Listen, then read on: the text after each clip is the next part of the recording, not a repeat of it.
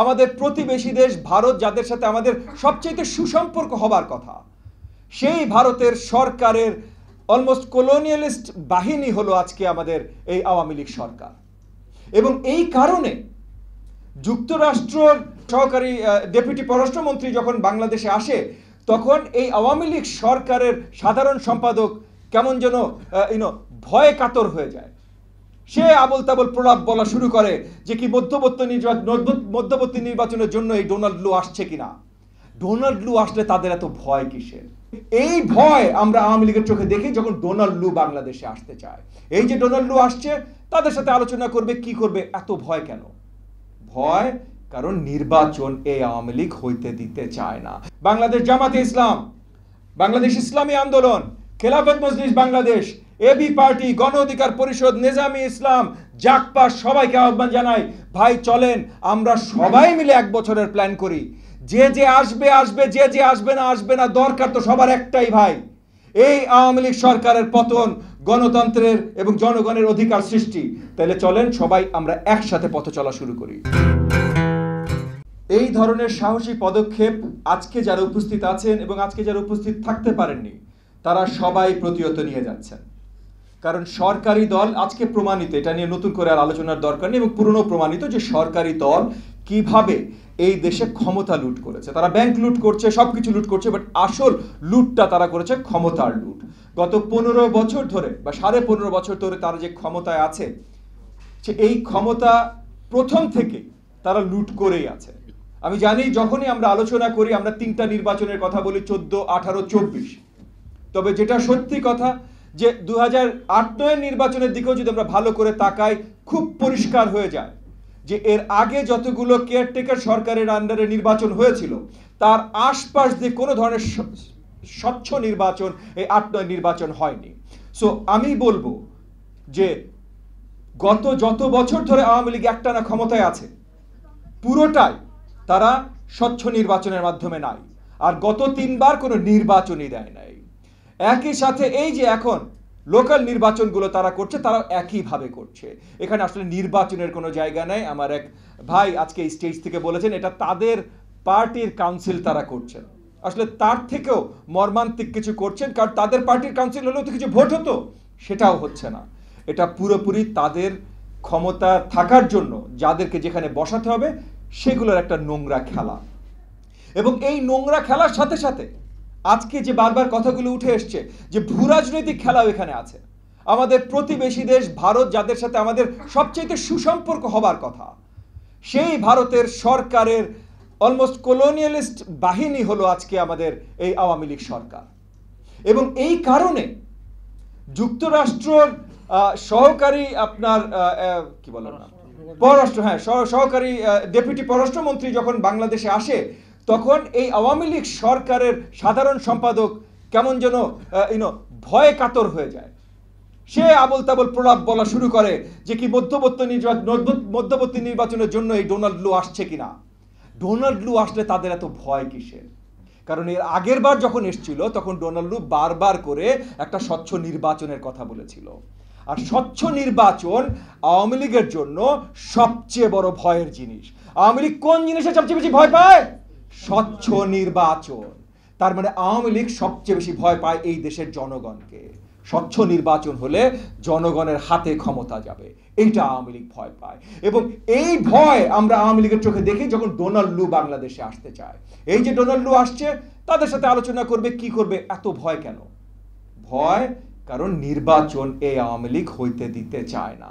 এবং নির্বাচন যেন আমরা সঠিকভাবে আন্দোলন করে নিতে না পারি, যদিও আমরা করে যাচ্ছি, আমরা সকলে আন্দোলন করে যাচ্ছি, অনেক দিন ধরে করে যাচ্ছি। আজকে এই টেবিলে যারা উপস্থিত আছেন প্রত্যেক রাজনৈতিক নেতার প্রত্যেকটা দল, এবং আজকে যারা উপস্থিত থাকতে পারেন নাই, যেমন বিএনপি বাংলাদেশ জাতীয়তাবাদী দল, খেলাফত মজলিস বাংলাদেশ, আপনার জমিয়তে ইসলামী, জমিয়তে উলামা ইসলাম বাংলাদেশ, তারা যারা আজকে উপস্থিত থাকতে পারে নাই, তারাও সবাই এই আন্দোলনের সাথে কমপ্লিটলি সম্পৃক্ত আছেন। তবে এই আন্দোলন যেন বাস্তবায়ন ঠিকভাবে না হয়, তার জন্য সরকার সারাক্ষণ প্রচেষ্টা চালিয়ে যাচ্ছে যে এই দেশে যে মুসলিম শক্তি, এই দেশে যে দ্বীনি শক্তি, এই শক্তি যেন একত্রিত হইতে না পারে।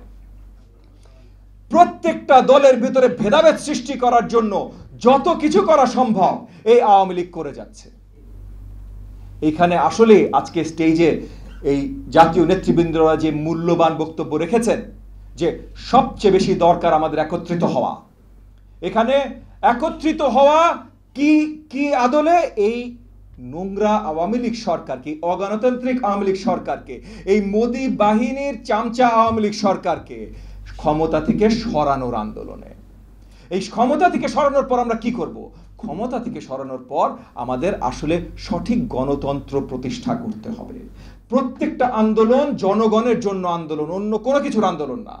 তাহলে যদি জনগণের জন্য আন্দোলন হতে হয়, তাহলে গণতন্ত্র সৃষ্টি এবং গণতন্ত্র এস্টাবলিশ করার আন্দোলন হতে হবে।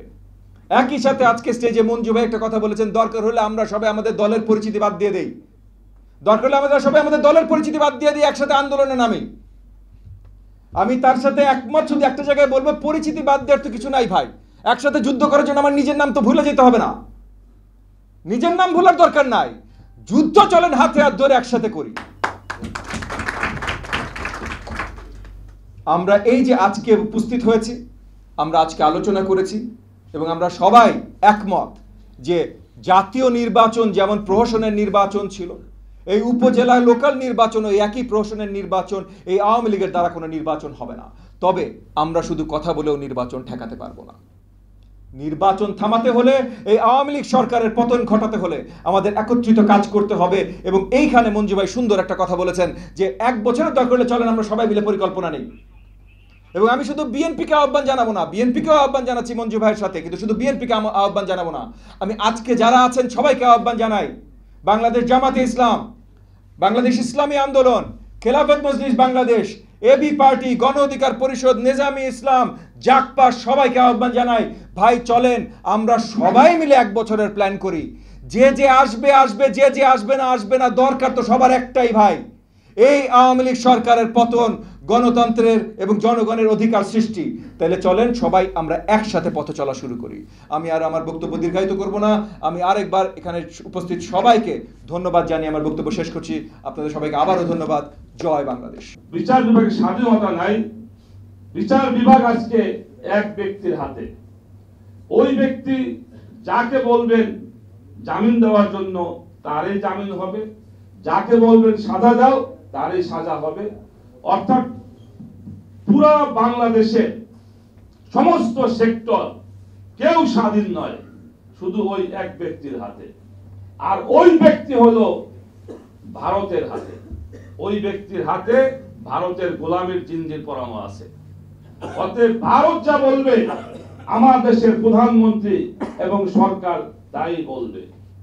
দেখেন, ভারত আমাদের এই দেশের স্বাধীনতা, সংস্কৃতি, রাজনীতি, শিক্ষানীতি তারা সব দখল করতে চায়।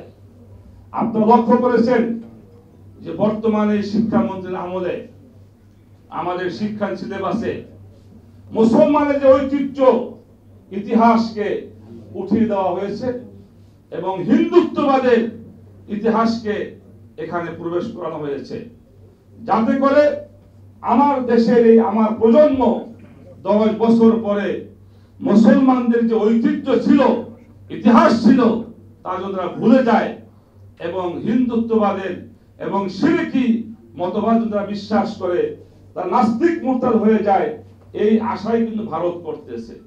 ভারত বুঝে শুনে আমাদের ভবিষ্যৎ প্রজন্মের উপরে তারা সওয়ার হয়েছে।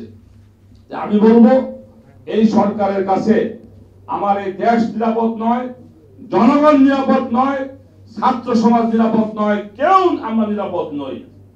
আজকে আমাদের ইসলাম বললেন গত 2 দিন ধরে হেফাজতে ইসলামের হাটহাজারী উপজেলার একজন দায়িত্বশীল, তাকে ধরে নিয়ে যাওয়া হয়েছে। আজকে 3 দিন হয়ে গেল, তার কোনো খবর পাওয়া যাচ্ছে না। হ্যাঁ, ওসি বলে জানি না, এসপি বলে জানি না, সে কোথায় গেল? একজন জনগণের নাগরিক অধিকার হলো তার নিরাপত্তা দেওয়া সরকারের উপরে দায়িত্ব। আজকে একজন দৌলন্ত মানুষ, তাকে উঠিয়ে নেওয়া যাওয়া হলো, তার কোনো খোঁজ খবর নাই। আমি আজকের এই আলোচনা সভা থেকে স্পষ্ট বলি, হেফাজত ইসলামের ওই নেতাকে অবিলম্বে 24 ঘন্টার মধ্যে তাকে মুক্ত করে তার পরিবারকে ফিরে দিতে হবে। আর যদি তা না করা হয়, আমরা কিভাবে তাকে মুক্ত করতে হয় আমরা সেটাই পদক্ষেপ নেব। সর্বশেষ আমি সরকারকে বলবো, দেখেন একটা মানুষ যখন গাছ বেয়ে বেয়ে আগায় উঠে যায়, যখন সে ওখান থেকে আছাড় খায়, পড়ে যায়, যত উপরে উঠবে তত ব্যথা বেশি পাবে না, কি বলেন? যদি একটা মানুষ যদি 3 হাত উপরে ওঠে, এখান থেকে পড়লে কিন্তু বেশি ব্যথা পায় না। যখন সে গাছ বেয়ে বেয়ে গাছের আগায় উঠে যায়, যখন গাছটা ভেঙে যায়, যখন সে আছাড় খায়, তখন সে কিন্তু তার ব্যথা তো বেশি পায় না, তার জীবন নিয়ে শঙ্কা থাকে। আজকে আমাদের সরকার জুলুম করতে করতে জনগণের উপরে আজকে তারা এরকম গাছ বেয়ে বেয়ে বেয়ে বেয়ে অনেক উপরে উঠে চলে গেছে। জনগণ যখন তাকে ধাক্কা মারবে, যখন সরকার আছাড় খাবে, সরকার ওখান থেকে আছাড় খেলে তার কোমর ভাঙবে না, পাও ভাঙবে না, তার জীবন নিয়ে শঙ্কা দেখা দিবে। অতএব জুলুম করে করে আপনি গাছের আগে উঠে গিয়েছেন, এখনো সময় আছে, আপনি গাছের আগা থেকে লাফ দিয়ে দেশের ক্ষমতা জনগণের হাতে দিয়ে আপনি সরে পড়েন। সর্বশেষ কথা হলো, আজকে যারা এখানে আছি, আমি প্রায় বলে থাকি যে এই সরকার দামি নির্বাচন করে একটি দামি সরকার গঠন করেছে, কিন্তু মনে রাখতে হবে এই সরকার যদিও দামি, এর পিছনে ভারত আছে। অতএব এই সরকারের বিরুদ্ধে দামি আন্দোলন করে সরকারকে হটাবেন এই আশা করা কিন্তু আমাদের জন্য ঠিক হবে না। যদিও সরকার দামি, নির্বাচন করেছে দামি, কিন্তু আমাদের আন্দোলন করতে হবে অনেক শক্তিশালী, এমন এক ধাক্কা দিতে হবে যেন সরকার ওই গাছের আগা থেকে ফস করে পড়ে তার সবকিছু শেষ হয়ে যায়।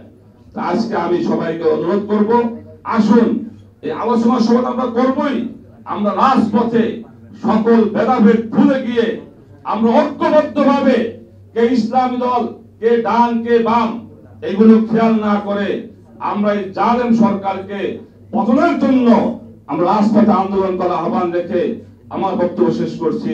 খুদা হাফেজ। বাংলাদেশ জিন্দাবাদ।